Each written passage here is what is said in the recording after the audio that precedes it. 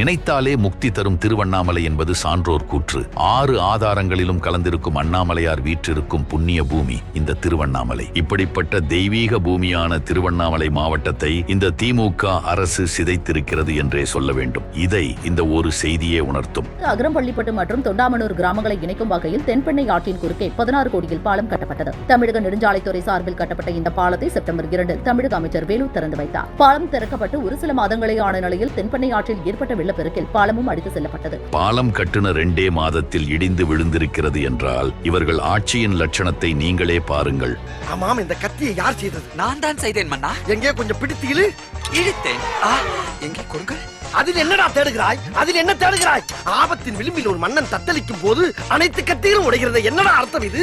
திமுக ஆட்சியில் இந்த மாவட்ட விவசாயிகள் பட்ட இன்னல்களையோ எளிதில் அளந்துவிட முடியாது. விவசாயிகளுக்காக ஏற்படக்கூடிய துன்பங்களுக்கு துணை நிற்கக்கூடியவன் தான் இந்த ஸ்டாலின். மறந்துவிடக்கூடாது. ஏண்டா பச்சை போய் பேசுற, ஓபனா பேசுற.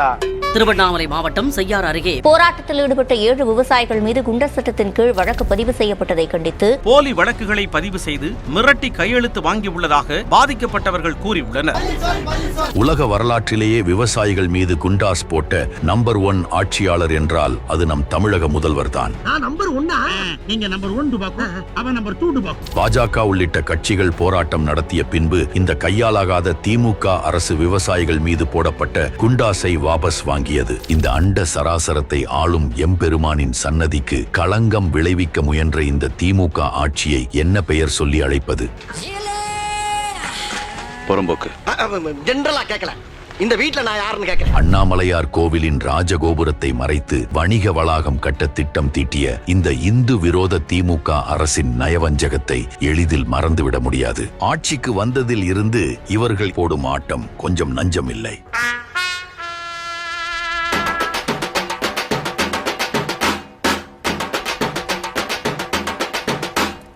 இதே மாவட்டத்தை சேர்ந்த திமுக அமைச்சர் இந்த பிரச்சனைகளை சரி செய்யாமல் என்ன செய்து கொண்டிருக்கிறார்? தேவாவேலு என்னும்